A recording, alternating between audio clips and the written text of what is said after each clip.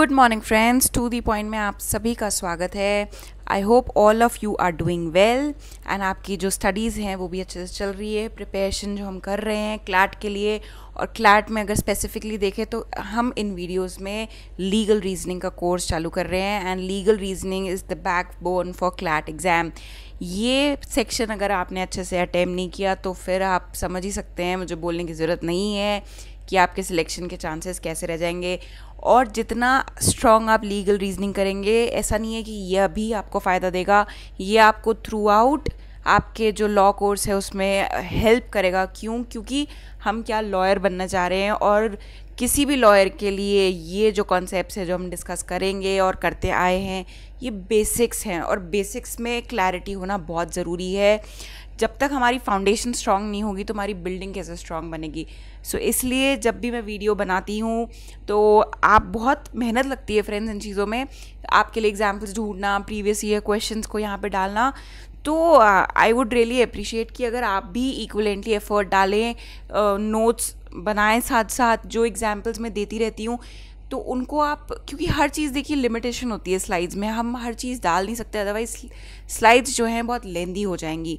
तो मेरी एडवाइस है कि आप साथ साथ अपना नोट पैड और पेन से चीज़ें नोट करते रहें ताकि ईजियर वे में आपको चीज़ें समझ आएँ। क्योंकि एग्जाम्पल से क्या होता है फ्रेंड्स, हर चीज़ बहुत ईजी लगने लग जाती है, लॉन्ग टर्म में आपको याद रहती है। क्योंकि हर चीज़ हम अगर याद करने बैठे तो फिर तो I think it's not that possible. So I would really advise you to note down the examples which I give in between of the videos so that it is helpful for you during the exams. So starting off with the today's video, first छोटा सा recap part 2 का जो contract act का था, जो second video, क्योंकि एक बार थोड़ा सा ब्रश अप कर लेंगे तो आज का कॉन्सेप्ट रिलेट करने में इजी होगी। तो हमने जो सेकेंड वीडियो था कॉन्ट्रैक्ट एक्ट का, उसमें क्या पढ़ा था? सबसे पहले एक्सेप्टेंस ऑफ ऑफर। तो कॉन्ट्रैक्ट कैसे पूरा होगा? सिंपल सी बात है, जब कोई ऑफ़र रखेगा और जो सामने पार्टी है उसको एक्सेप्ट करेगी। अगर किसी ने, आपने ऑफ़र रखा और उसने एक्सेप्ट ही नहीं किया तो वो क्या रह जाएगा? एक मियर स्टेटमेंट रह जाएगा या सिर्फ एक ऑफ़र रह जाएगा, एक्सेप्ट, वो कॉन्ट्रैक्ट में कन्वर्ट नहीं होगा। मान लीजिए मैंने अपनी फ्रेंड को ऑफ़र किया कि क्या तुझे कोक पीनी है, तो जब तक उसने एक्सेप्ट नहीं किया तब तक ये एग्रीमेंट बना नहीं ना। मैंने बाहर अगर अपने घर के लगा दिया selling the house for 20 lakhs, और अगर कोई उस एडवर्टाइजमेंट को पढ़ के आता है और मैं से बोलती हूँ क्या आप मेरा घर 20 लाख में ख़रीदेंगे, जब तक उस पर वो हाँ या ना नहीं बोलते तब तक बात आगे बढ़ ही नहीं सकती ना। तो इसलिए हमने क्या पढ़ा था? एक्सेप्टेंस ऑफ ऑफर बहुत ज़रूरी है।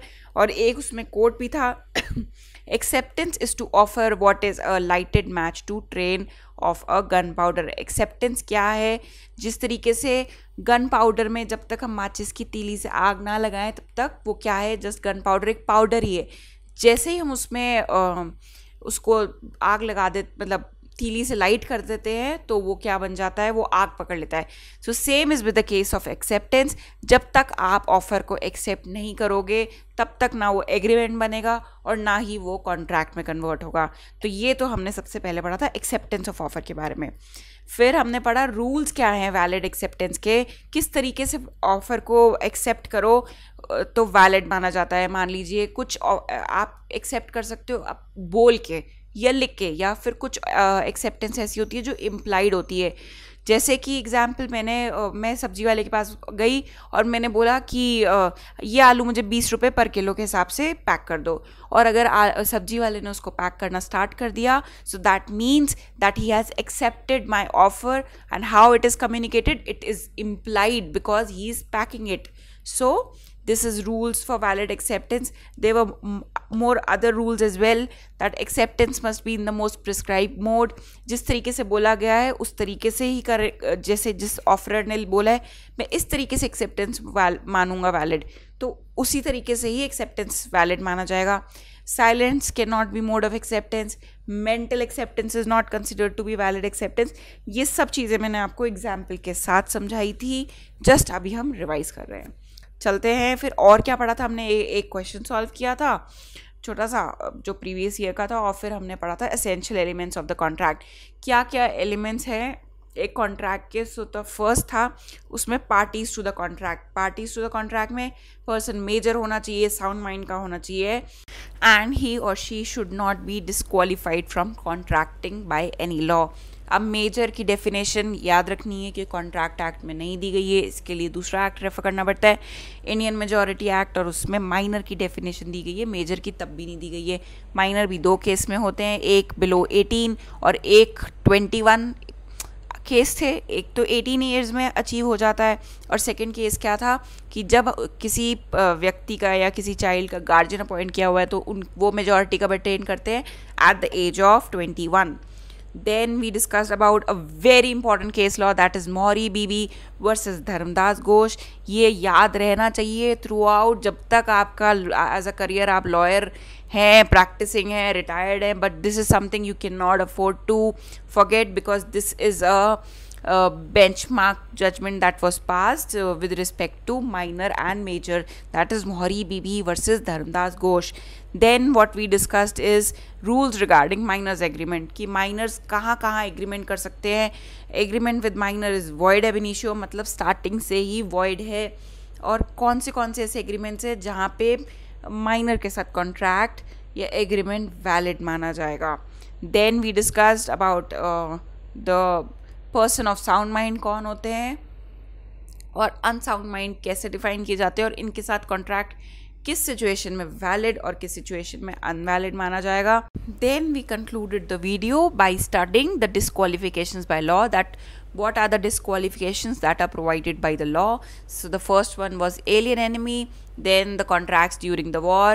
कोई भी बंदा अगर insolvent है और undischarged insolvent है, that person also cannot enter into a contract. कोई statutory corporation है, statutory corporation क्या होती है? ऐसी corporation जो किसी एक्ट द्वारा, पार्लियामेंट के एक्ट द्वारा एग्जिस्टेंस में लाई हो, अगर वो अपने मेमोरेंडम ऑफ एसोसिएशन से बाहर जाके कोई कॉन्ट्रैक्ट में एंटर होती है तो उसको अल्ट्रा वायर्स द कॉन्ट्रैक्ट बोलते हैं, और contracts entered before the war. ये सारी चीज़ें हमने डिटेल में डिस्कस करी थी, और सो दैट आपके लिए आज का चीज़ कनेक्ट करना ईजी हो जाए, मैंने आपको फटाफट से रिविजन करा दिया। अब स्टार्ट करते हैं आज के टॉपिक से, जो कि है कंसेंट। देखिए, आपने ऑफ़र रखा, सामने वाले ने एक्सेप्ट भी कर लिया, ये बहुत बड़ी बात है। क्या वो जो एक्सेप्टेंस है वो फ्री एक्सेप्टेंस थी? अब मान लेते हैं कि मैंने आपके सिर पे बंदूक रखी, या आपको तो लॉ मुझसे ही पढ़नी पड़ेगी, तो आप डर के मारे जान बचाने के लिए तो बोलोगे ना, हाँ मैम आपसे पढ़ेंगे और तो कहीं नहीं जाएंगे, यू आर द बेस्ट। और ये क्या है? फ्री कंसेंट नहीं है। क्यों?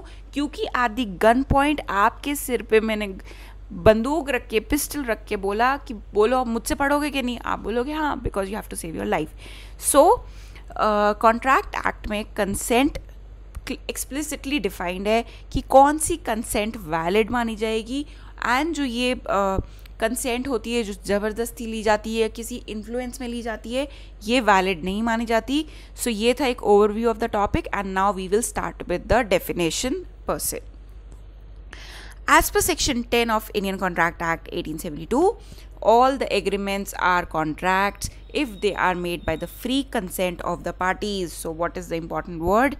Free consent of the parties competent to contract. भाई consent free होनी चाहिए, और किन के बीच में? जो parties competent to contract है। ऐसा नहीं है कि parties incompetent to contract थी लेकिन फ्री कंसेंट थी तो भाई उसको हम कॉन्ट्रैक्ट मान ले। नहीं, ऐसा बिल्कुल भी नहीं है।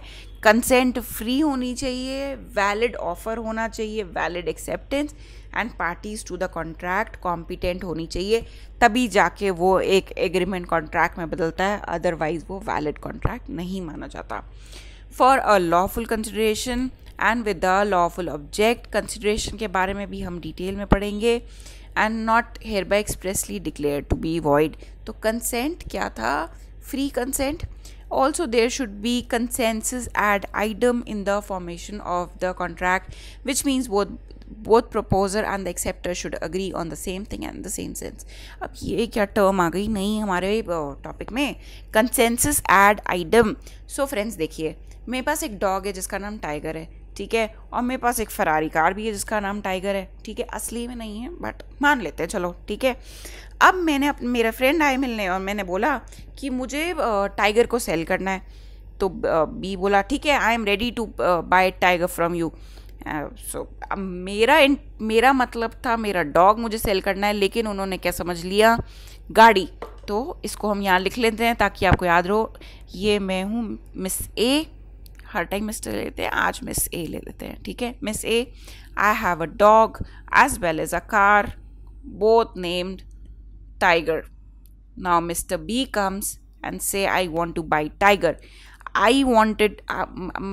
meant by tiger it is dog, whereas B's intention was to buy this car. So will this be a valid contract? No, because there was no consensus ad idem. दोनों लोग कॉन्ट्रैक्ट कर रहे हैं और वो भी गुड फेथ में कर रहे हैं, लेकिन दोनों एक चीज़ पे एग्री नहीं कर रहे, दोनों एक सेंस पे एग्री नहीं कर रहे in the formation of contract. तभी तो यहाँ लिखा है कि which means both the proposer and the acceptor should agree on the same thing and in the same sense. Same sense तो है लेकिन सेम थिंग नहीं है, दोनों एग्रीमेंट में आना चाहते हैं कॉन्ट्रैक्ट में, लेकिन सेम थिंग को नहीं। यहाँ पे मिस्टर बी क्या समझ रहे हैं, कार, वेयर एज मिस ए जो कि मैं हूँ और मेरे दिमाग में क्या है, डॉग।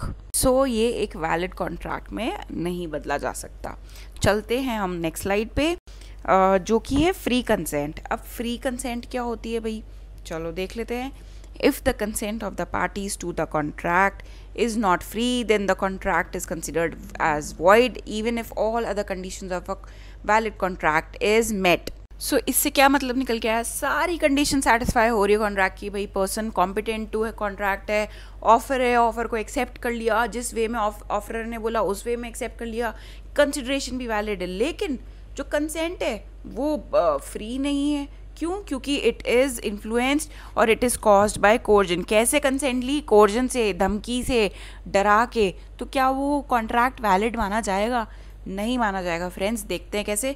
कोर्जन क्या है, सबसे पहले तो is compelling the party to act in a certain manner by the use of threat और फोर्स। भाई धमकी दे के या फिजिकल पावर या मसल पावर, चाहे वो कुछ भी हो सकती है।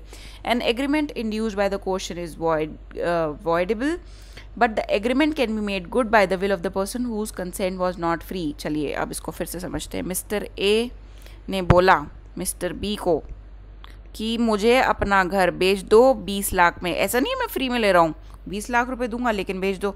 मिस्टर बी को नहीं बेचना था, या हो सकता है मिस्टर बी को ये घर की कीमत 1 करोड़ है, लेकिन मिस्टर ए ने इनको बोला ये घर मुझे 20 लाख में बेच दो, और यहाँ पे रखी सिर पे इनके गन।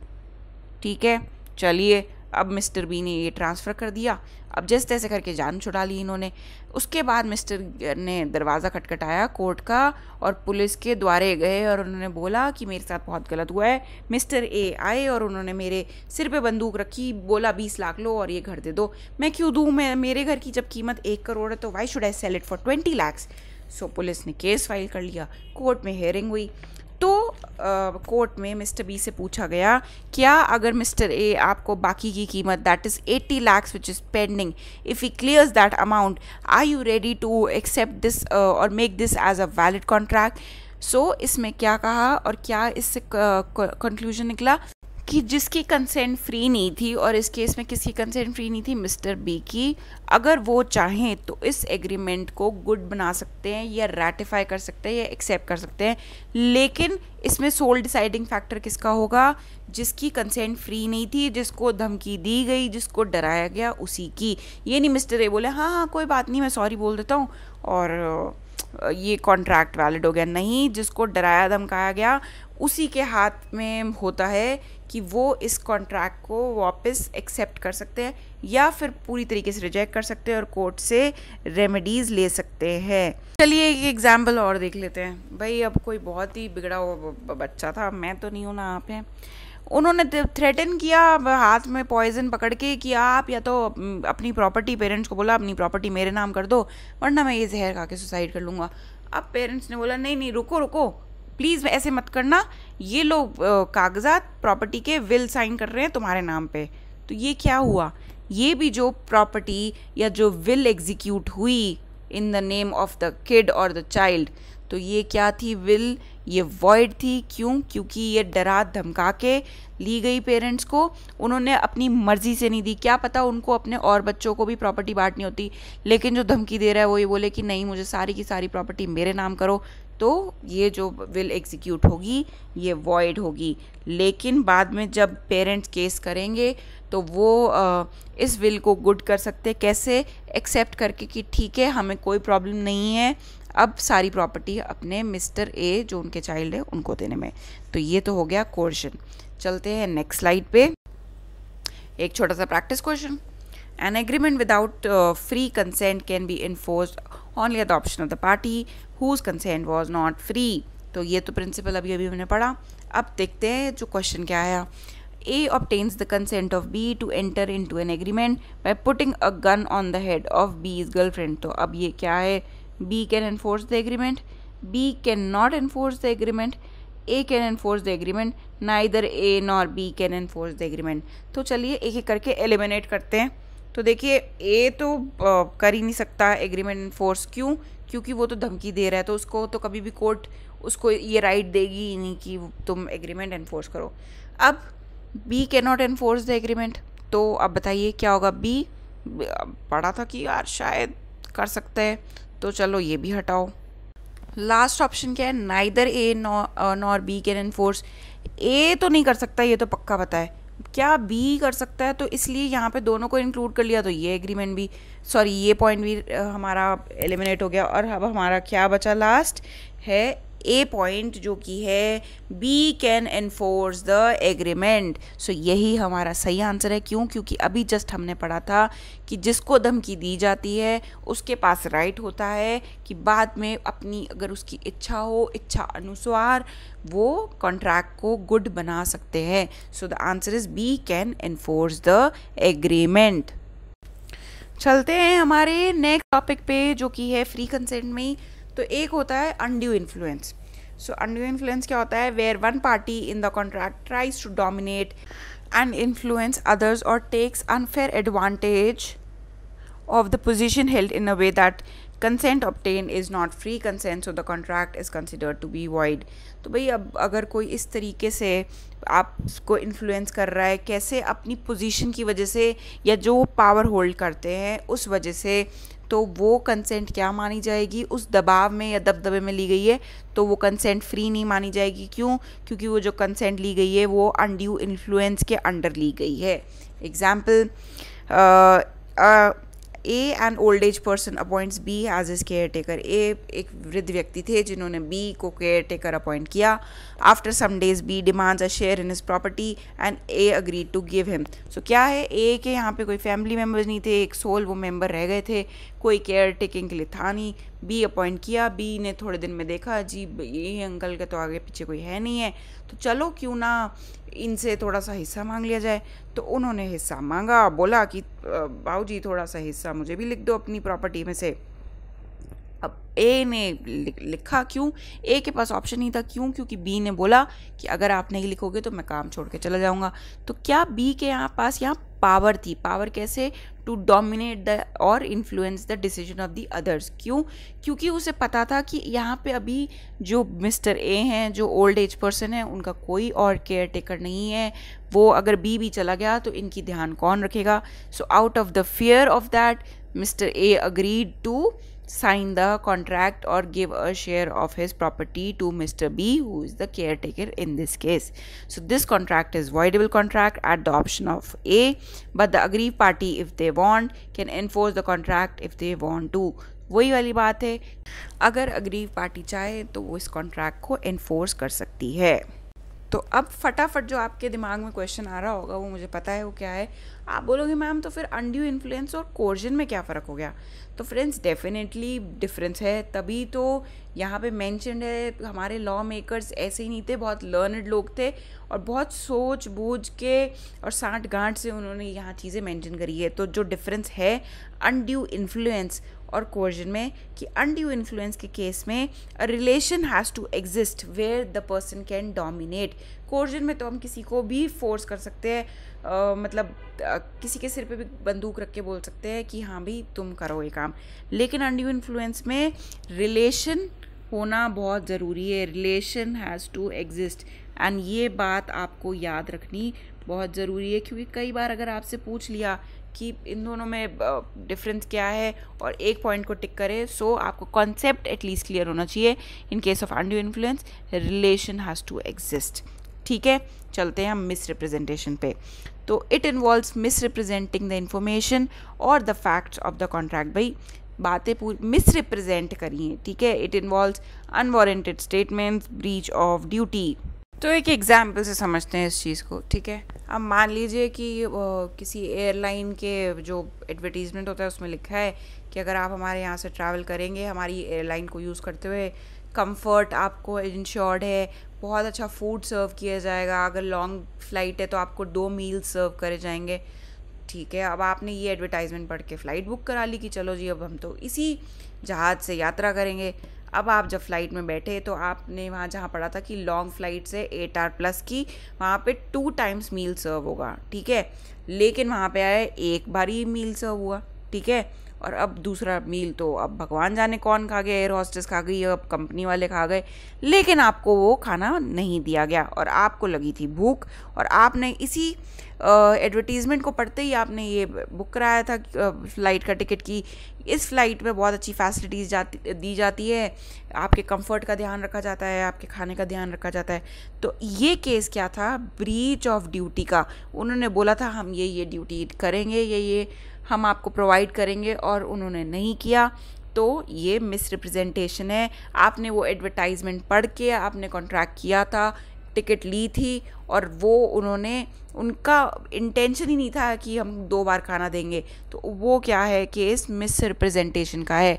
और जब मिस रिप्रेजेंटेशन के बेसिस पे हम किसी से कंसेंट लेते हैं तो वो कॉन्ट्रैक्ट वैलिड नहीं माना जाता, वो कॉन्ट्रैक्ट भी वॉइड माना जाता है।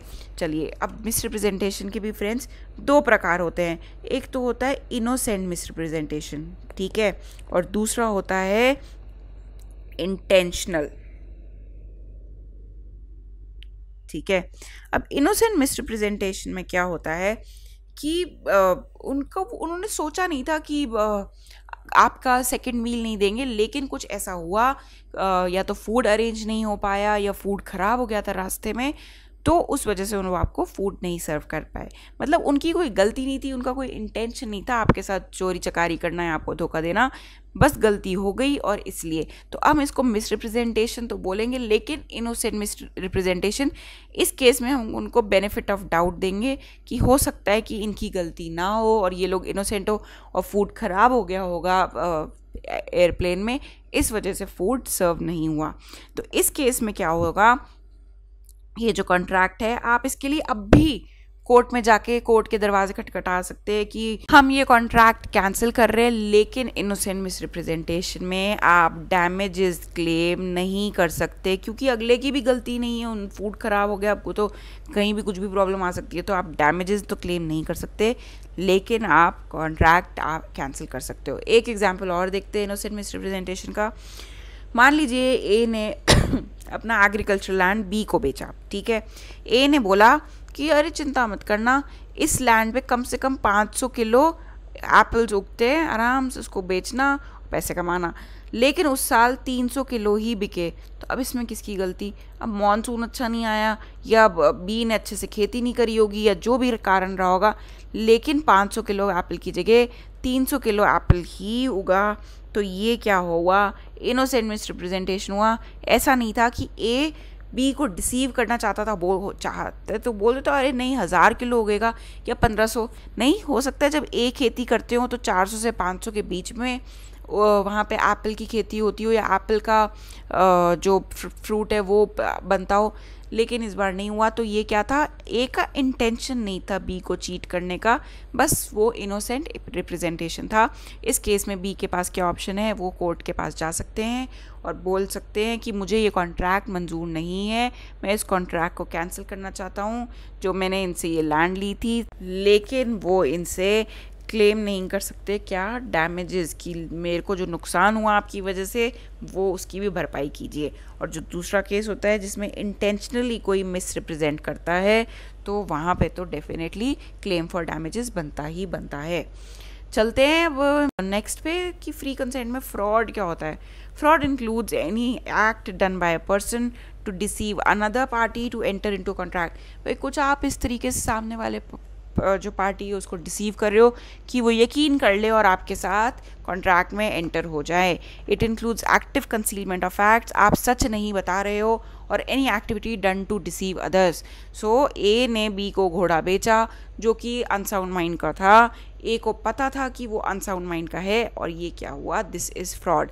अगर ए ने बी को घोड़ा बेचा होता और ए को नहीं पता कि वो अनसाउंड माइंड का है या वो उस घोड़े की ऑलरेडी डेथ हो चुकी है, तो उस केस में क्या होगा, मिस रिप्रेजेंटेशन ऑफ फैक्ट्स होगा. ठीक है. लेकिन अगर ए को पता है कि वो बी जो घोड़ा है वो अनसाउंड माइंड का है, लेकिन वो इस तरीके से कि किसी और घोड़े की फ़ोटो दिखा के वो बी को बेच दे, तो उस केस में ये क्या होगा, फ्रॉड माना जाएगा. आपने किसी के साथ धोखाधड़ी करी है. ठीक है. एक और एग्जांपल देख लेते हैं. A sells B a house which he doesn't even own. ये हमारे देश में बहुत ही कॉमन केस है, बहुत ज़्यादा होता है कि लोग ऐसी प्रॉपर्टी, जो ब्रोकर्स होते हैं वो ऐसी प्रॉपर्टी बेच देते हैं जिसको बेचने का उनके पास अधिकार ही नहीं है, ना उन्हें पता है, लेकिन बस वो इस तरीके से पागल बनाते हैं सामने वाली पार्टी को कि उनको यकीन हो जाता है ये प्रॉपर्टी बेचने का राइट इस ब्रोकर के पास है और वो इसका एग्रीमेंट या सौदा करवा देंगे और लोग उनको पैसे दे देते हैं और फंस जाते हैं. तो ऐसा एक नहीं, ऐसे लाखों केसेस है इंडिया में जहाँ पे ये वाली चीज़ होती है कि फ्रॉड के बेसिस पे लोग प्रॉपर्टीज़ बेच देते हैं और ऐसी प्रॉपर्टी जो उनकी होती तक नहीं है किसी और की प्रॉपर्टी को बेच देते हैं वो दूसरे पर्सन को. सो ये केस भी क्या हुआ, ये भी फ्रॉड का केस हुआ. अब जो लास्ट टॉपिक बचा है हमारा फ्री कंसेंट में वो है mistake. An agreement induced by mistake is void provided both the parties to the agreement are mistaken and then mistake is as a fact essential to the agreement. भाई mistake किस चीज़ को लेके हो गई, subject matter को लेके ही हो गई. ठीक है. अब मान लीजिए किसी ने एक सेलर है अमेज़ॉन पे या किसी भी ऑनलाइन प्लेटफॉर्म पे, उन्होंने एक टीवी का प्राइस लिखा 50,000 का टीवी था, उनसे गलती से टाइपिंग एरर हो गया और लिखा गया selling this TV at the rate 5,000. ठीक है. बी ने फटाफट अग्री कर दिया, बोला okay I am coming to buy this TV from you at the rate 5,000. तो अब इसमें किसकी गलती, बी वहाँ 5,000 रुपये लेके पहुँच गए. ए ने बोला नहीं 5,000 नहीं है तो 50,000 था. बी ने बोला नहीं, आपने वहाँ पे देख लीजिए, वो वेबसाइट खोल के आपने वहाँ पे मेंशन कर रखा है प्राइस 5,000 रुपये. तो अब इसमें किसकी गलती, ना ए की गलती ना बी की गलती, ये क्या हो गई, मिस्टेक हो गई, गलती हो गई. तो क्योंकि जो प्राइस था वो 50,000 था लेकिन टाइपिंग एरर हो गया और वहाँ पे लिखा गया 5,000. तो ऐसे केस में बोला जाता है मिस्टेक. और ये जो एग्रीमेंट्स होते हैं ये वॉइड होते हैं. इसमें बोथ दी पार्टीज, चाहे भाई अब अगर बी बोले कि चलो अब मैं आई गया हूँ इतनी दूर तो कोई ना, बाकी के पैसे भी पकड़ो और 50,000 में ये टीवी मुझे पैक करके दे दो. So it is in the hands of parties to make such contract good. Otherwise ये जो कॉन्ट्रैक्ट्स होते हैं ये वॉइड होते हैं. दूसरा example, M agrees to buy a certain horse from N but at the time of agreement the horse died and no one of them was aware. ठीक है. एम ने बोला अगले 6 तारीख को आके मेरे से मेरा घोड़ा ले जाना 10,000 रुपये में. ठीक है. एन 6 तारीख को पहुंच गए. एम ने जैसे ही वो स्टेबल में गए जहाँ पे हॉर्सेस रखे जाते तो देख पाया जाता है कि वो जो हॉर्स था जिसकी डील हुई थी वो ऑलरेडी मर चुका है. इसमें किसकी गलती, ना एम की गलती ना एन की, क्योंकि it's a matter of mistake. किसी की, इसका एम का कोई बस तो है नहीं है, किसी की भी कभी भी डेथ हो सकती है और इस हॉर्स की हो गई. तो इसलिए ऐसे केसेस को बोला जाता है मिस्टेक. और इसमें भी जो कंसेंट ली जाती है ये कंसेंट फ्री तो होती है, लेकिन फ्रेंड्स क्या है, जो सब्जेक्ट मैटर था वो ही एग्जिस्टेंस में नहीं है तो अब एग्रीमेंट क्या हो जाएगा, वॉइड हो जाएगा. ठीक है. सो ये सब तो हमने डिस्कस किया अभी तक कि कंसेंट होती क्या है और कंसेंट कब वैलिड मानी जाती है और कौन से ऐसे केसेस हैं जहाँ पे कंसेंट को हम फ्री कंसेंट नहीं मानते. और वो केसेस है coercion, undue influence, misrepresentation of facts, fraud and mistake. चलते हैं नेक्स्ट टॉपिक पे जो कि है कंसीडरेशन. अब ये कंसिडरेशन क्या होता है. सो फ्रेंड्स, जो भी हम आपस में एक दूसरे के साथ लेन देन करते हैं, देखिए ए ने बोला बी से कि मैं अपना घर तुम्हें बेचूंगा, ये जो मेरा हाउस है you can come and buy it for 1 lakh rupees. So A क्या दे रहा है, घर दे रहा है. बी क्या दे रहा है, 1 लाख रुपीज़ दे रहा है. So for B this house is the consideration and for A this 1 lakh is the consideration. So consideration की definition: every promise and set of promises forming consideration for each other is an agreement. So far an agreement to be valid agreement, there should be consideration which has some value in the eyes of law. So friends, ये जो consideration है ना, ये कुछ value रखना चाहिए in the eyes of law. अभी तक पहले हम क्या पढ़ रहे थे? consideration जैसे कि एक हमने पढ़ा था कि husband ने wife को promise किया आज शाम को मैं तुम्हें मूवी दिखाने लेके जाऊंगा, और वो आए नहीं, और क्या पत्नी सू कर सकती है? वो नहीं कर सकती. क्यों? सबसे पहले तो ये एक डोमेस्टिक एग्रीमेंट है, और दूसरी बात इसमें कोई कंसीडरेशन फ्लो नहीं हो रहा है बाय द वाइफ, क्योंकि अभी सिर्फ ए ने बोला था जो उनके हस्बैंड थे कि I will take you out for a movie. Did wife did a reciprocal promise to her husband? No. So there was no consideration which was valid in the eyes of law. And सबसे पहले तो ये यहीं पे agreement ख़त्म हो गया. क्यों? क्योंकि वो एक डोमेस्टिक एग्रीमेंट था. ठीक है. सो वो जो कंसिडरेशन है friends, it should have some value in the eyes of law. Consideration in the eyes of law can be some right, interest, profit or the benefit accruing to one party. There is no compulsion that consideration should be in cash, but it should be something of value. अब consideration जो है वो कोई right भी हो सकता है. कैसे? A ने बोला B को, सो A की एक कंपनी है ABC लिमिटेड. ठीक है. A ने बोला तुम मुझे 5 लाख रुपए दो और मैं तुम्हें अपनी कंपनी में शेयर होल्डर बना लूँगा, और शेयर होल्डर बनते ही तुम्हारे पास बहुत सारे राइट्स आ जाएंगे, जैसे राइट टू वोट, तुमको right to sit in the meeting of board of directors, right to dividend. तो क्या हुआ? इन दोनों के बीच में एग्रीमेंट हुआ कि ए को रिसीव होंगे 5 लाख बी द्वारा, और ए रिटर्न में क्या देगा? बी को the share holdership in the company. So consideration ज़रूरी नहीं है कोई चीज़ हो. It could be a right, it could be interest. हो सकता है ए बोले कि तुम अगर मेरी कंपनी में इन्वेस्ट करोगे तो साल में जितना प्रॉफिट होगा उसका 10% तुम्हारा हो सकता है प्रॉफिट हो, या कोई benefit accruing to one party. ज़रूरी नहीं है कि कोई बहुत महंगी चीज़ होनी चाहिए. 1 रुपये की भी चीज़ हो सकती है, और it could be cash also, but उसकी कोई वैल्यू होनी चाहिए. ऐसे नहीं कोई चीज़ फ्री की है और उसका आपस में हम लेन देन कर रहे हैं तो वो कंसिडरेशन मानी जाएगी. Consideration should be in cash, और अगर वो कैश में नहीं है so it should be something which has value. For example, A promises to sell his land of 1 acre to B. B would pay rupees 5 lakh in return. तो A ने बोला कि मेरा लैंड तुम ले जाओ. B ने बोला ठीक है मैं ख़रीदता हूँ और रिटर्न में तुम्हें 5 लाख रुपए देता हूँ. तो यहाँ पे A के लिए क्या हुआ? 5 लाख हुई कंसिडरेशन, और B के लिए क्या हुई? जो ये एकड़ लैंड था ये इसके लिए हुआ कंसिडरेशन. ठीक है. आई होप कुछ क्लियर नहीं हो फ्रेंड्स. प्लीज़, मुझे नहीं लगता कि जितने एग्जांपल्स मैं दे रही हूँ उसके बाद भी आपके मन में कोई डाउट रह जाने चाहिए. और अगर ये डाउट्स, देखिए जब तक इसको आप नोट नहीं करेंगे ये चीज़ें बाद में एकदम से आपको रिकॉल नहीं होने वाली. क्यों? क्योंकि आप न्यू हैं इस सब्जेक्ट से. तो मेरी ये रिक्वेस्ट है कि प्लीज़ ये एफर्ट्स को फ्यूटाइल ना जाने दें, और साथ साथ प्लीज़ नोट डाउन करते रहेंगे ये छोटे छोटे एग्जाम्पल, क्योंकि यही आपको काम आएंगे कॉन्सेप्ट को क्लियर करने में, ताकि आप बाद में जाके कंफ्यूज ना हो. चल नेक्स्ट स्लाइड पे, जो कि है rules relating to valid consideration. अब कंसिडरेशन मस्ट बी प्रेजेंट और future, but it can not be past. भाई कंसिडरेशन या तो आज आ जाओ, मेरा लैंड ले जाओ, पैसे दे जाओ, तो ये तो हो गया प्रेजेंट. फ्यूचर में जैसे कि मैंने प्रॉमिस किया, मिस्टर ए ने प्रॉमिस किया बी को ये मेरा घर ले लो, तुम अभी पोजेशन ले लो.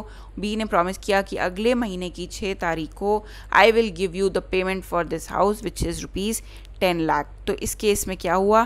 कंसिडरेशन जो है वो फ्यूचर हुई. क्यों? क्योंकि अभी बी ने अपनी जो कंसिडरेशन थी, मतलब ए के लिए जो कंसिडरेशन थी वो उसने रिसीव नहीं करी है. So it is a case of future consideration, मतलब फ्यूचर में वो ट्रांसफ़र होगा जिसके लिए कॉन्ट्रैक्ट या एग्रीमेंट किया गया है. लेकिन ये पास्ट में नहीं हो सकता. कैसे? आज मैं आपको बोलूँ, अरे वो याद है मैंने तुम्हें वो जो हम 2015 में मिले थे मई के महीने में, और तुम्हें बहुत प्यास लग रही थी और मैंने तुम्हें जूस पिलाया था, तो वो जो मैंने तुम्हें जूस पिलाया था ना उसके बदले तुम मुझे आज एक छोटी सी आइसक्रीम खिला दो. तो ये सबसे पहले तो एक था सोशल एग्रीमेंट जहाँ फ्रेंड्स आपस में बात कर रहे, लेकिन कंसिडरेशन इन शॉर्ट पास्ट में नहीं हो सकती। एक कल को बोले कि मैंने तुम्हें जो आज से 2 साल पहले जो घर ट्रांसफ़र किया था उसी को मान लो कि मैंने तुम्हें भेज दिया घर और तुम मुझे 10 लाख रुपए दे दो, ऐसे नहीं हो सकता। कंसिडरेशन या तो प्रेजेंट में होगी या फिर फ्यूचर में होगी, पास्ट में कंसिडरेशन नहीं हो सकती और नहीं हो सकती, नहीं हो सकती। Next, it should move at the desire of the promisor or any other person। सो इसका क्या मतलब हुआ कि consideration should move at the desire of the promiser? क्यों भाई, जो प्रॉमिसर क्या है होता है, ऑफरर होता है। अब ऑफरर ही तो बताएगा कि उसको ये अपना घर बेचना है इतने इतने लाख में, ठीक है। मिस्टर ए और मिस्टर बी बात कर रहे थे और मिस्टर ए ने ऑफर रखा कि मुझे अपना ये घर बेचना है 5 लाख रुपए में, ठीक है। अगर मिस्टर बी यहाँ पे बोल देते कि नहीं 5 नहीं 6 लाख, तो यहाँ ऑफरर की पोजीशन यहाँ से चेंज होकर मिस्टर बी की हो जाएगी। ये सब कॉन्सेप्ट्स मैं आपको समझा चुकी हूँ फ्रेंड्स, ऐसा नहीं है कि कंफ्यूज हुए हैं अब आप बिल्कुल। ऑफरर कौन होता है? जो प्रॉमिसर होता है, और वो ही बताएगा कि कंसिडरेशन क्या है। अगर जो सामने वाली पार्टी है वो अगर ऑफर रख दे तो वो तो काउंटर ऑफर हो गया ना, और इस केस में फिर ऑफरर कौन बन जाएगा या प्रॉमिसर कौन बन जाएगा? Mister B. लेकिन अगर हम मान लेते हैं कि ऐसा केस नहीं है कि सामने से काउंटर ऑफर आ रहा है, तो क्या होगा? जो प्रॉमिसर या ऑफरर होगा उसी की डिज़ायर पे जो वो कंसिडरेशन है वो मूव होगी। तो यहाँ पे जो मिस्टर ए की डिज़ायर थी कि ये वो घर बेचेंगे कितने में? 5 लाख में मिस्टर बी को। मिस्टर बी के पास ऑप्शन क्या है कि वो या तो इसको एक्सेप्ट कर ले या रिजेक्ट कर ले। जैसे ही वो बोले नहीं 5 नहीं 6, तो वो क्या हो जाएगा? काउंटर ऑफर हो जाएगा और सारी सिचुएशन बदल जाएगी। मिस्टर बी बन जाएंगे ऑफरर या प्रॉमिसर, ठीक है। या फिर ये क्या चीज़ लिखी है? एनी अदर पर्सन और बेनिफिशरी। मान लीजिए कि मिस्टर ए ने कोई अपना एजेंट अपॉइंट किया है, ठीक है, तो वो एजेंट के पास भी राइट है और to enter into contract with mister B, क्योंकि उसको पावर किसने दी है? मिस्टर ए ने दी है टू एंटर इनटू कॉन्ट्रैक्ट या to contract on behalf of mister A. Next is it should must move from the promisee. जो कंसिडरेशन आएगा वो कहाँ से आएगा? प्रोमिसी के तरफ से आएगा। कैसे? डिज़ायर इसने पुट करी कि 5 लाख में, मिस्टर बी ने बोला ओके, तो ये कहाँ से कहाँ फ्लो करेगी? प्रोमिसी से प्रॉमिसर को फ्लो करेगी। नेक्स्ट पॉइंट है consideration should have some value and not be valuable. ज़रूरी नहीं है बहुत कीमती चीज़ हो, लेकिन उसकी वैल्यू होना बहुत ज़रूरी है, भले ही वो 1 रुपये क्यों ना हो। बट ऐसा नहीं है कि वो कोई चीज़ फ्री की हो और या फिर कोई बहुत ही महंगी चीज़ हो। बस एक जो मेन पॉइंट है कि it should have some value, that is it. Next is consideration can be to do something और abstain from doing something. Mummy हमें लालच देती है ना कि घर से बाहर मत जाना आज खेलने, तो मैं तुम्हारी फेवरेट तुम्हें मैगी बना के दूंगी, जबकि वो कोई वैलिड एग्रीमेंट नहीं है। सिर्फ आपको समझाने के लिए ये अक्सर ऐसे पेरेंट्स हमको चीज़ें या बोलते हैं या कोई चीज़ देते हैं कि तुम ये नहीं करोगे या शैतानी नहीं करोगे तो मैं आज तुम्हें शाम को घुमाने लेके जाऊंगी। तो वो जो कंसिडरेशन है वो कुछ चीज़ करने के लिए भी हो सकती है या एब्सटेन फ्रॉम डूइंग समथिंग, मतलब किसी चीज़ से रोकने के लिए भी। जैसे एक एग्जांपल दिया था मैंने आपको, मैं जा रही हूँ, मेरे से गाड़ी ठुक गई, ठीक है, मैंने अंकल को बोला सॉरी अंकल गलती हो गई, मेरे पे केस मत करना, आप 10,000 ले लीजिए, अपनी गाड़ी रिपेयर करा लीजिए और पुलिस थाने जाके मेरे पे केस नहीं कराना। तो ये क्या केस हुआ? मैं जो कंसिडरेशन है वो क्यों दे रही हूँ? So that I can abstain uncle from filing a case against me. Why? And for that I have paid him 10,000 so that he can go और वो अपनी गाड़ी जाके रिपेयर करा ले, ठीक है। Next is abstain from doing something is known as forbearance to sue, which is also a good consideration. तो abstain from doing something भी एक consideration act कर सकता है। कैसे? It is known as forbearance to sue। जैसे कि ये मैंने आपको एग्जाम्पल दिया था ना कि अंकल की तरफ से कंसिडरेशन क्या आया? भाई मैंने तो अंकल को बोल दिया अंकल सॉरी केस मत करना, 10,000 रुपये ले लो, आपकी गाड़ी का जो नुकसान हुआ है ठीक करा लो। अब इसकी अगर एग्रीमेंट में बदलना है या कॉन्ट्रैक्ट में बदलना है तो मिस्टर बी को भी तो मुझे कुछ देना पड़ेगा ना। और मिस्टर बी ने मुझे क्या दिया, उन्होंने फॉरबेरेंस टू सू या एब्सटेन फ्रॉम डूइंग समथिंग का प्रॉमिस किया, और वो क्या था कि वो मुझ पे केस नहीं करेंगे। और इस चीज़ को भी हम एक वैलिड कंसिडरेशन मानते हैं, क्योंकि क्या हुआ था, हमने इससे पहले पढ़ा था जो कंसिडरेशन है उसकी कोई वैल्यू होनी चाहिए। सो अ फॉरबेरेंस टू सू मतलब वो मुझे स्यू नहीं करेंगे, इसका प्रॉमिस भी अपने आप में एक कंसीडरेशन है। तो ये याद रखना, कल को आप आके ये मत बोलना कि मैम आपने तो बोला था कि कंसीडरेशन की कोई वैल्यू नहीं चाहिए, या तो यहाँ तो इन्होंने अंकल ने बस प्रॉमिस कर दिया कि ठीक है मैं आप पे केस नहीं करूँगा। सो इसलिए यहाँ पे पॉइंट मेंशन है कि जो फॉरबेरेंस टू स्यू होता है वो भी एक वैलिड कंसीडरेशन माना जाता है। लास्ट पॉइंट है, an act done on the promiser's desire will be a consideration though it may not be of personal significance to him। Example से समझाती हूँ, फिर उसके बाद फिर से इस पे आएंगे, ठीक है। मान लीजिए मिस्टर ए हैं, उनकी बेटी बैंगलोर में हॉस्टल में पढ़ती है, ठीक है। मिस्टर ए की डॉटर है डी, और मिस्टर ए ने एक फ्लोरिस्ट जिसका नाम था एक्स वाई, इसको बोला कि ये लो पैसे और ये फूल मेरी बेटी को उनके बर्थडे पे पहुंचा देना। तो यहाँ एग्रीमेंट, सॉरी जो कॉन्ट्रैक्ट है वो किसके बीच में हुआ, मिस्टर ए ने दिए पैसे और बोला फूल डिलीवर कराना मेरी बेटी को। तो यहाँ पे जो बेनिफिट आ रहा है, ये कंसीडरेशन फ्लो हो रहा है, वो मिस्टर ए को नहीं हो रहा है, उनकी डॉटर को हो रहा है। ज़रूरी नहीं यहाँ पे डॉटर ही हो, यहाँ पे हो सकता है मिस्टर ए के कोई और नोन हो, उनको ये बोलें कि भाई ये जाके फूल, ये पैसे पकड़ो और ये फूल सो एंड सो डेट को जाके डिलीवर करा देना। सो यही यहाँ पे लिखा है, an act done on the promisor's desire.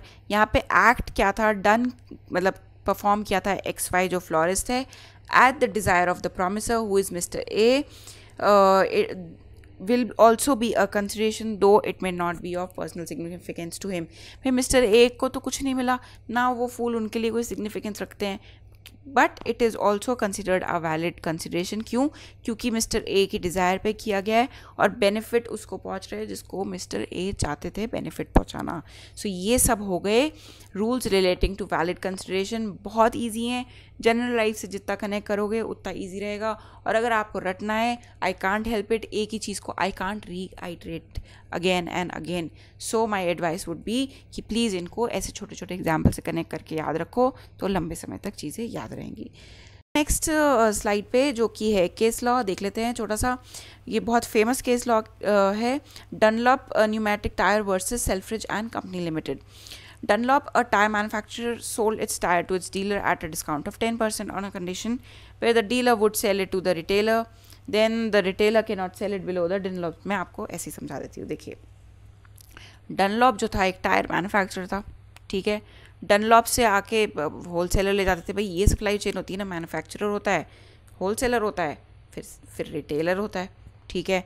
तो ये जो Dunlop जो मैन्युफैक्चरर था उसके पास होलसेलर आया, ठीक है। अब मान लीजिए ये था प्राइस 100 रुपये का एक टायर, तो मैन्युफैक्चरर ने बोला कि मैं 10% कम पे दूंगा तुमको, ठीक है। तो उसने होलसेलर ने बोला ठीक है, बहुत अच्छी बात है। और ये बात बोला कि जब तुम रिटेलर को बेचोगे, so you have to ensure कि रिटेलर मार्केट में इसको 100 रुपये से कम नहीं बेचे। अब इसके पीछे लॉजिक समझाती हूँ। देखिए, जब मैन्युफैक्चरर ने इसको 90 रुपये में बेचा, तो हो सकता है यहाँ पे बहुत सारे होलसेलर्स अप्रोच करेंगे ना। होलसेलर 1 है, होलसेलर 2 है, होलसेलर 3 है। अब ये तीनों डिफरेंट मार्केट्स में ऑपरेट करते हैं, तीनों को ये 90 रुपये में मिला, ठीक है। अब जब ये होलसेलर ने रिटेलर को बेचा, हो सकता है होलसेलर 1 रिटेलर को ये 92 रुपीज़ में दे दे, ये होलसेलर 2 एक रिटेलर को ये 93 में दे दे, और होलसेलर 3 जो रिटेलर है 94 रिटेलर को 94 में दे दे। अब जो रिटेलर है जब वो मार्केट में बेच रहा है, हो सकता है वो पूरे 6 रुपये का मार्जिन ना रखे, वो बोले कि मैं तो 2 रुपये के मार्जिन पे ही बेच देता हूँ मार्केट में। तो यहाँ पे जो ये मैन्युफैक्चरर थे, इन्होंने कंडीशन लगा रखी थी कि होलसेलर जब भी रिटेलर को बेचे तो रिटेलर से प्रॉमिस ले ले कि भाई वो जब मार्केट में उसको रीसेल करेंगे तो वो 100 रुपये जो कि MRP प्राइस लिखी हुई है उससे कम नहीं बेचेंगे, चाहे जो मर्जी हो जाए।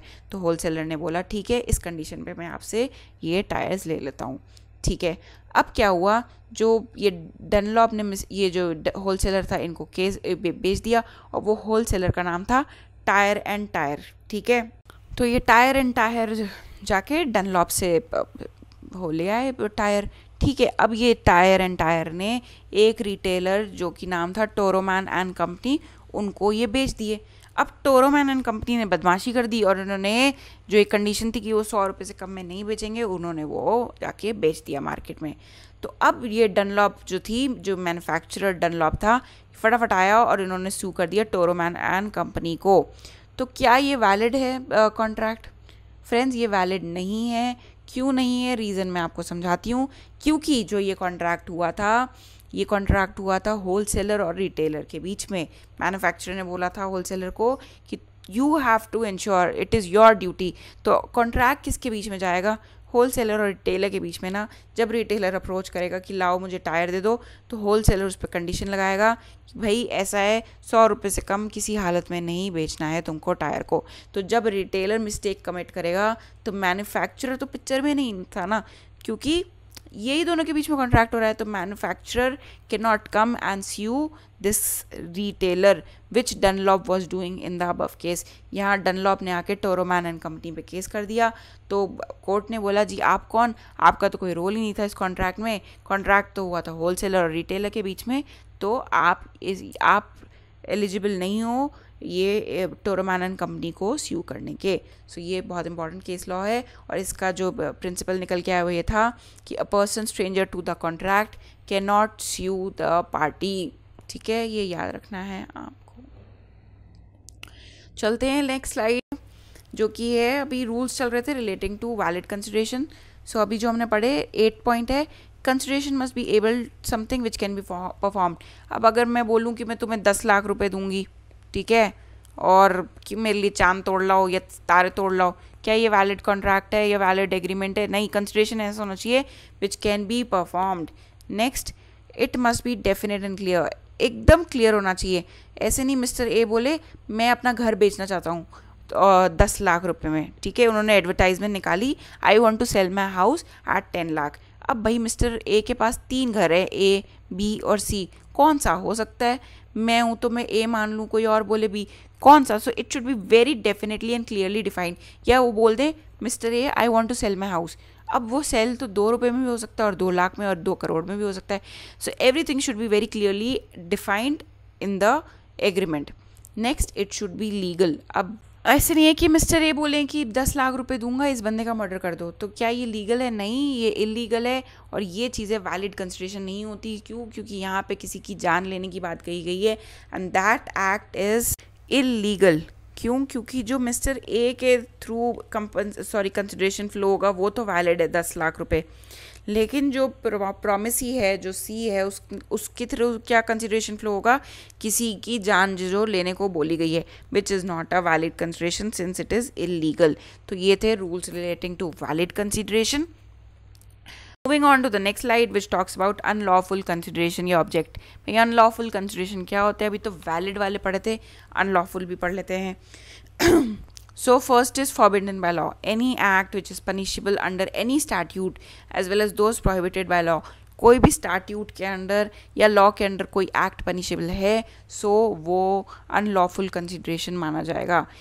A opened a shop of liquor without a license from the government. B came to the shop and ran away with some bottles of liquor without paying for it. A cannot sue B because such an act of selling liquor is forbidden by law। भाई ए की दुकान थी, उन्होंने whisky और wine की shop खोली भी है, बी विदाउट लाइसेंस। सो यहाँ पे बात क्या थी? विदाउट अ लाइसेंस ए ने दुकान खोली हुई थी फ्रॉम द गवर्नमेंट, ठीक है। बी आके चुरा के भाग गया। क्या एक केस कर सकते हैं उस पर? नहीं कर सकते। सबसे पहले तो पुलिस ए को पकड़ेगी। क्यों? वो बोलेंगे कि बिना लाइसेंस के तुमने दुकान ही कैसे खोली। सबसे पहले तो उसके लिए उनको मतलब कहाँ तो वो नुकसान अपना भरवाने के लिए गए थे, बल्कि और नुकसान हो गया। क्यों? क्योंकि वो पकड़े गए, उन्होंने इलीगल एक्ट या any act forbidden by law किया हुआ था। उन्होंने बिना लाइसेंस के और या बिना गवर्नमेंट की परमिशन से लिकर शॉप खोली हुई थी। तो पुलिस ने चोर को पकड़ने की बजाय पहले इनके ऊपर फाइन लगा दिया। पहले तो आप इस चीज़ को रेक्टिफाई कीजिए। सो ये हो गया। नेक्स्ट है defeat the provision of law. अब कोई भी अगर ऐसा एक्ट या consideration which defeats the purpose of any law या कोई legislative enactment like Hindu law or Muslim law is unlawful. For example, X married another woman despite of his wife being alive and in a valid marriage. It breaks the provision of Hindu law. तो ऐसा भी कोई act या consideration जो defeat करे किसी provision of law, mister A हैं, उनकी वाइफ ऑलरेडी है, उनके होते हुए भी उन्होंने किसी और से शादी कर ली, ये चीज़ वैलिड नहीं मानी जाएगी. थर्ड है fraudulent, where object or consideration is unlawful on the grounds of fraud. Example, A asks B to rob a bank and A will give rupees 50,000 to B for it. तो ये क्या है? Fraudulent है. Fraud करने को बोल रहे हो, फ्रॉड करने के लिए पैसे दोगे तो वो बिल्कुल भी कहीं से भी वैलिड कंसिडरेशन नहीं माना जाएगा. इनफैक्ट वो अनलॉफुल कंसिडरेशन माना जाएगा. क्यों? क्योंकि आप जो कंसिडरेशन दे रहे हो किसी फ्रॉडुलेंट एक्टिविटी को कंडक्ट करने के लिए दे रहे हो. Next is injury to the person और property of the other person. आप किसी को पैसा दे रहे हो कि इसकी जाके प्रॉपर्टी तोड़ देना, या कोई घर की शीशे तोड़ देना, या हॉकी स्टिक से इनको मार देना. क्या ये वैलिड कंसिडरेशन मानी जाएगी? ये तो बल्कि वैलिड तो दूर, अनलॉफुल कंसिडरेशन मानी जाएगी. क्यों? क्योंकि आप जो कंसिडरेशन दे रहे हो वो किसी को नुकसान पहुंचाने के लिए दे रहे हो. और नुकसान यही नहीं कि किसी को फिजिकली या किसी की प्रॉपर्टी तोड़ दी, बल्कि आप किसी के इंटेलेक्चुअल प्रॉपर्टी राइट को भी अगर इन्फ्रिंज कर रहे हो तो वो भी इंजरी टू द पर्सन या प्रॉपर्टी ऑफ द पर्सन में ही आएगा. Moving on to the last slide, जो कि एक प्रैक्टिस क्वेश्चन है. आई नो थोड़ा सा लंबा हो गया आज का टॉपिक, बट फ्रेंड्स क्या कर सकते हैं, अगर हम आराम आराम से पढ़ेंगे तो फिर हमारा कोर्स ही कभी पूरा नहीं होगा. तो चलो जल्दी से अब ये प्रैक्टिस क्वेश्चन भी डिस्कस कर लेते हैं. तो प्रिंसिपल क्या कहता है कि द कंसिडरेशन और object of an agreement is unlawful if the court regards it as oppose to public policy. हाँ जी, पढ़ा था. If every agreement of which the object और कंसिडरेशन इज अनलॉफुल वॉइड. भाई अगर कोई भी ऐसा एग्रीमेंट जहाँ पे कंसिडरेशन अनलॉफुल है तो वो क्या हो जाएगा? वॉइड हो जाएगा. ये भी पढ़ा था. चलिए अब क्वेश्चन पे. A promises to obtain for B an employment in the public service and B promises to pay 5 lakh to A. A ने बोला मुझे 5 लाख दो, उसके बदले में मैं सरकारी नौकरी दिलाऊंगा. क्या ये चीज़ वैलिड है? ये एग्रीमेंट आपने पहले भी सुने होंगे, बहुत बार पेपर में इनका खुलासा भी होता है. तो क्या आप बताओ ये चीज़ सही है? क्या आपको अगर नौकरी चाहिए या सरकारी नौकरी, और आपको ले और 5 लाख दो और मेरे को यार बस किस तरह से करके कोई सरकारी नौकरी दिला दो, क्या ये एग्रीमेंट सही होगा? मान लीजिए जिसको आपने पैसे दिए थे और वो भाग गए, तो आप कोर्ट के पास जा सकते हो कि सो एंड सो कंपनी थी, वो तो वादा कर रही थी कि 5 लाख दो और सरकारी नौकरी पाओ. तो कोर्ट तो सबसे पहले तो आपको धक्के मार के बाहर निकालेगी कि ये किया क्या, ये किस चीज़ का आप एग्रीमेंट करने जा रहे थे. पहले तो वो आप पे फाइन लगाएगी कि आप गलत काम करने चले थे, कि आपको सरकारी नौकरी चाहिए. कैसे? पैसे दे के नहीं. सरकारी नौकरी कैसे मिलती है? मेरिट के बेसिस पे मिलती है. एग्ज़ाम्स होते हैं, उसको क्वालिफाई करना पड़ता है. पर ये जो आप स्कीम चलाने लगे थे कि 5 लाख में आपको सोच रहे थे नौकरी मिल जाएगी, पहले तो आप चलिए जेल में, उसके बाद हम मिस्टर ए को पकड़ के लाएंगे जो आपके पैसे लेके भाग गए. सो चलिए ये समझा दिया. अब बताइए इसमें से क्या. So there is a contract between A and B. There is a voidable contract. There is an agreement between A and B which cannot be enforced by the court of law. There is an agreement between A and B which cannot be enforced by the court of law. बताइए क्या है इसका answer? Contract between A and B नहीं. क्यों? बता दिया ना कि भाई इस ऐसे कॉन्ट्रैक्ट को हम वैलिड ही नहीं मानते. ठीक है. अब दिस इज़ अवॉइडेबल कॉन्ट्रैक्ट, इसको हम एक बार के लिए पेंडिंग रहने देते हैं. चलते हैं नेक्स्ट पे. There is an agreement between A and B which can be enforced by the court of law. क्यों? मैंने आपको बताया था कोर्ट सबसे पहले तो आपको पकड़ेगी कि मिस्टर ए जो आपके पैसे लेके भागे हैं उनको बाद में पकड़ते हैं. पहले तो आप अंदर जेल में चलिए कि किसी को आप पैसे देके सरकारी नौकरी पाना चाहते थे. तो ये कैंसिल. देयर इज, अब कन्फ्यूजन किसके बीच में? There is an agreement between A and B which can not be enforce by the court of law, या ये वॉइडेबल कॉन्ट्रैक्ट है. बताइए क्या होगा. सो फ्रेंड्स, मैंने आपको बताया था कि ये वॉइडेबल कॉन्ट्रैक्ट तो तब होगा ना कि एट फर्स्ट प्लेस कॉन्ट्रैक्ट होगा. भाई कॉन्ट्रैक्ट होगा तभी तो वो बाद में जाके वॉइडेबल होगा. कॉन्ट्रैक्ट ही नहीं हो पाया. क्यों? क्योंकि एग्रीमेंट ही सही नहीं था, तो ये वॉइडेबल कैसे होगा? तो ये आंसर भी गलत. सही आंसर है option D. There is an agreement between A and B which can not be enforced by the law. क्यों? क्योंकि it is disqualified by the law because ये एक अनलॉफुल कंसिडरेशन है. क्यों? क्योंकि सरकारी नौकरी पैसे दे के नहीं मिलती, लेकिन उसके लिए हमको मेहनत करनी पड़ती है, मेरिट लिस्ट में आना होता है, गवर्नमेंट एग्जाम्स क्वालिफाई करने होते हैं. So it is an agreement between A and B which can not be enforce by the court of law. तो फ्रेंड्स देखिए, जब भी अपन कोई भी क्वेश्चन सॉल्व करते हैं ना, तो सबसे पहले तो हमें ना वो ऑप्शंस को एलिमिनेट करना होता है जिसमें हम श्योर है कि ये तो हो ही नहीं सकता. इससे क्या होता है कि हमारे चांसेस जो होते हैं गलती करने के वो बहुत कम होते जाते हैं. There is a contract between A B.